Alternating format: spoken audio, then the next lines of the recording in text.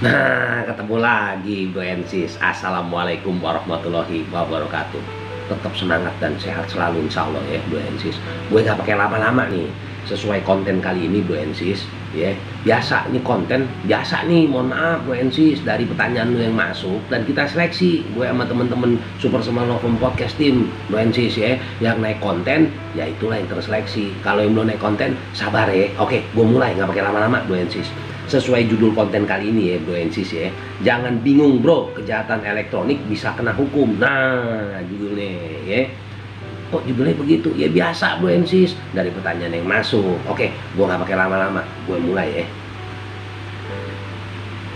Ini ada kiriman pertanyaan nih dari temen kita jauh, orang saudara kita yang dari Palembang ya. Oke, assalamualaikum warahmatullahi wabarakatuh. Waalaikumsalam. Buat lu semua saudara yang ada di Super Small Lovum Podcast, salam dari kita, wong kita Palembang nih. Kita mau nanya nih Bro Ensis. Bro Ensis juga nih ngomong. Oke, memang di sini juga ada sister juga timnya ya. Saudaraku, ini saya punya teman baik ya. Teman baik saya ini udah saya bilangin nggak usah aneh-aneh di dunia internet atau dunia elektronik, tapi kelihatannya dia bandel. Dan mohon maaf, sebelumnya gue kenalin dulu nama, hampir gue sebut nama lu, gue gak sebutin Bro Ensis, menyangkut privasi dia, intinya dia bro ya. Oke, gue lanjutin. Nah, temen saya ini temen baik, dan saya beberapa kali melihat dia melakukan sesuatu yang menurut saya bukan seujon, kayaknya dia melakukan tindakan yang tidak baik, melakukan di dunia elektronik. Wah, ini maksudnya apa nih pertanyaannya nih? Panjang kali lebar juga. Oke ya, gua ambil kesimpulannya aja nih, bro, buat lo yang ngirim pertanyaan ya. Ini kan pertanyaannya banyak banget nih, Bro Ensis. Kalau gua bacain semua lama nih, ya. Ntar gua kena komplain ya. Nah, gua bacain yang terakhir deh. Tolong pencerahannya aja buat lu saudaraku yang di sono. Kita mau tahu apakah kalau kejahatan elektronik itu ada aturannya. Itu aja. Sebelumnya terima kasih ya buat saudaraku yang di sono, dari kita keluarga besar orang kita Palembang di sini. Salam dan sukses selalu buat kalian. Salam juga buat lu saudara gue, saudara gue bro yang ngirim pertanyaan ini. Kita semua Super Small Lovum Podcast ngucapin selamat sukses juga lu buat lu di situ ya. Ya, oke.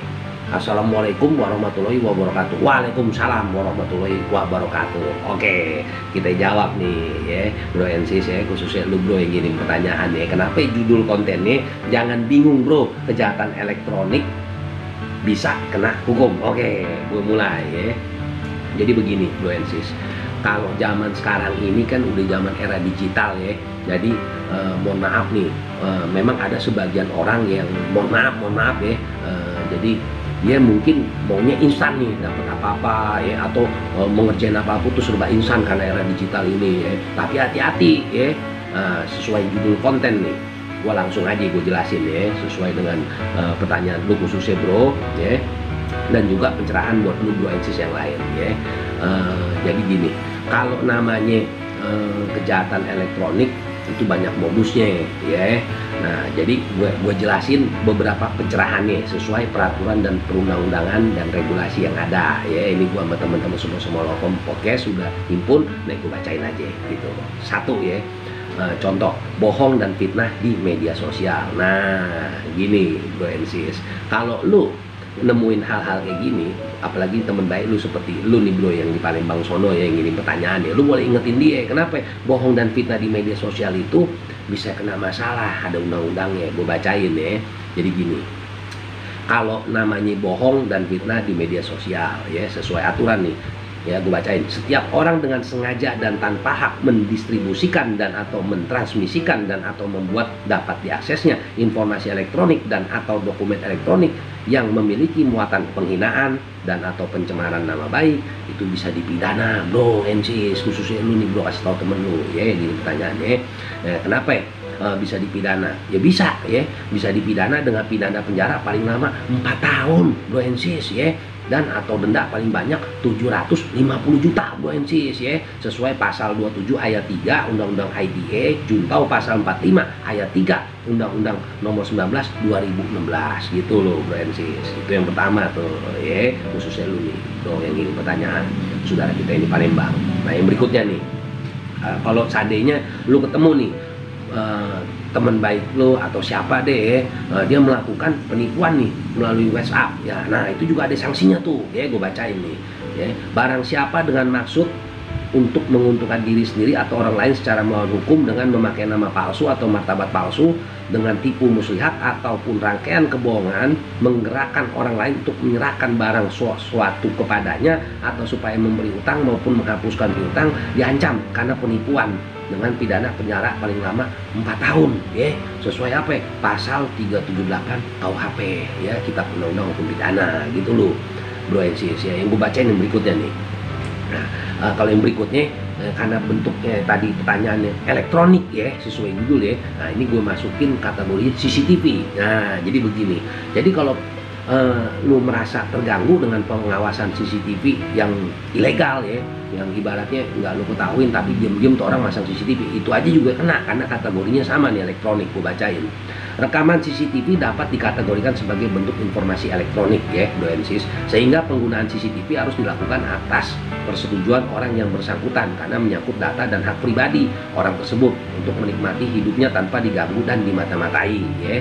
Ya, sesuai pasal 26 ayat 1 Junto pasal 1 angka 1 Undang-Undang 19 2016 dan penjelasannya ya. Jadi artinya bukannya kita CCTV nggak boleh pasang sembarangan, boleh-boleh aja, insya Allah boleh ya, tapi harus di tempat yang sesuai ya, ibaratnya sesuai dengan fungsi dan kegunaannya. Jadi contoh nih, jangan masang CCTV sembarangan yang ada tujuannya untuk kepentingan pribadi, itu nggak boleh. Makanya tadi gue bacain tuh aturannya ya. Nah terus yang berikutnya nih, masuk kategori elektronik lagi ya, buat kasih pencerahan lagi.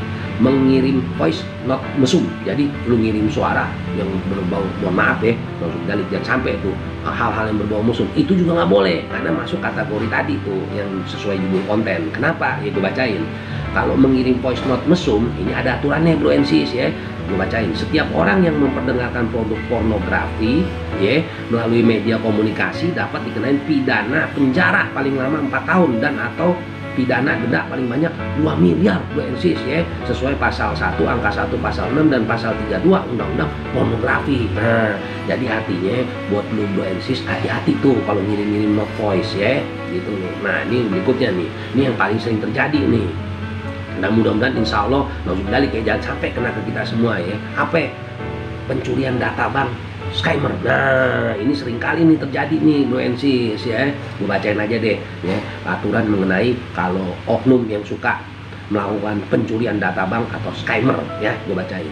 Setiap orang dengan sengaja dan tanpa hak atau melawan hukum mengakses komputer dan atau sistem elektronik milik orang lain dengan cara apapun dipidana dengan pidana penjara paling lama 6 tahun dan atau denda paling banyak 600 juta bro NCS. Masya Allah ya. Nah terus berikutnya nih, mengakses komputer dan atau sistem elektronik dengan cara apapun dengan tujuan untuk memperoleh informasi elektronik dan atau dokumen elektronik di penjara. Gue bacain dulu ya. Gue ulang aja nih yang kedua ya. Mengakses komputer dan atau sistem elektronik dengan cara apapun dengan tujuan untuk memperoleh informasi elektronik dan atau dokumen elektronik dipidana dengan pidana penjara paling lama 7 tahun bro NCS dan atau denda paling banyak 700 juta bro NCS ya. Nah itu yang kedua. Yang ketiga nih, mengakses komputer dan atau sistem elektronik dengan cara apapun dengan melanggar, menerobos, melampaui atau menjebol sistem pengamanan dipidana dengan pidana penjara paling lama 8 tahun bro NCS dan atau denda paling banyak 800 juta ya. Itu sesuai pasal 30 dan pasal 46 Undang-Undang ITE. Nah jadi artinya apa nih bro NCS ya, memang seiring dengan perkembangan teknologi informasi digitalisasi ya, kadang-kadang informasi itu menerobos dengan cepat nih ya bro NCS, berbagai apalagi sekarang ini aspek kehidupan kita sehari-hari itu seperti komunikasi, jual beli, transportasi ya, itu di sisi lain ada yang disebut dengan disrupsi digital ya. Ini juga menyimpan sisi gelap ternyata ya, berbagai modus kejahatan baru terus berkembang tuh bro NCS ya. Nah jadi artinya apa, penjelasan gue sama temen-temen yang di Super Smart Law Firm Podcast ini mudah-mudahan bisa bermanfaat nih buat lo semua. Kenapa? Judulnya jangan bingung bro, kejahatan elektronik bisa kena hukum. Jadi artinya jelas bro NCS dan khususnya lu nih bro yang ini pertanyaan, karena zamannya ini sudah makin canggih, di era digital ini serba elektronik, jadi hal-hal tadi yang gue jelasin tuh sesuai dengan pertanyaan yang lu kirim bro ya. Nah, mudah-mudahan bermanfaat buat lu bro ya. Lu bisa kasih pencerahan ke temen lu itu yang tadi lu di awal pertanyaan ya, dan juga buat lu doensis sekalian. Jadi apa ya, kita lebih waspada lah, karena kenapa zaman sekarang udah serba canggih. Nah jadi jelas tuh modus kejahatan elektroniknya juga makin canggih gitu. Dan jangan lupa doensis ya, lebih bijak kita menggunakan alat-alat elektronik di zaman era digital ini. Itu pesennya gitu ya doensis ya. Oke, gua nggak panjang kali lebar nih kayak penggaris doensis. Seperti biasa nih, khususnya lu bro yang udah ngirim pertanyaan, mudah-mudahan insya Allah yang kita udah jawab, gue sama teman-teman tim Super Smart Law Firm Podcast bisa sedikit memberikan pencerahan ke lu ya. Dan kalau mohon maaf nih bagi lu semua juga ya doensis ya, kalau yang pertanyaan lu dikirim ke kami dan lu merasa jawaban dari kami ini kurang puas, lu bisa ngirim pertanyaan lagi ya. Lu ngirim pertanyaan lagi lebih detail dan kita akan sambung nih di setiap konten yang mungkin jawabannya belum begitu memberikan pencerahan ke lu doensis gitu aja.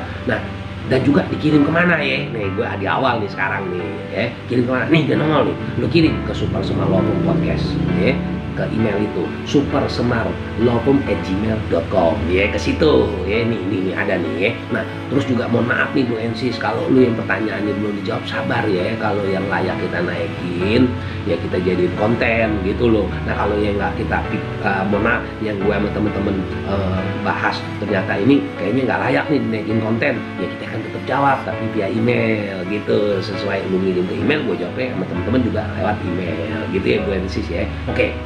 Seperti biasa bro, sebelum gua akhirin isi konten ini ya, bersihin hati lu, bersihin pikiran lu, dan disiplin. Kenapa sih gue selalu kalau penutupan konten ngomongnya bersihin hati, bersihin pikiran, disiplin? Kalau lu udah bersihin hati dan pikiran serta lu disiplin, insya Allah bro Ensis, lu akan terhindar dari apa? Dari seluruh permasalahan hukum yang bisa timbul ataupun pelanggaran di kegiatan keseharian lu. Lu akan terhindar dari itu semua insya Allah. Itu pokoknya ya. Oke bro Ensis.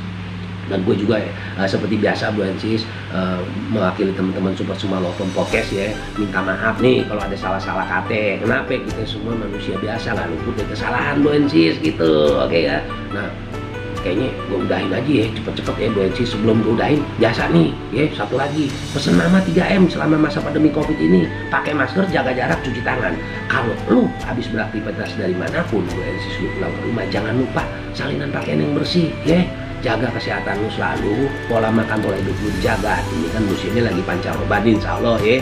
Kenapa? Biar tetap sehat bro Ensis. Gua rasa itu dulu ya bro Ensis ya.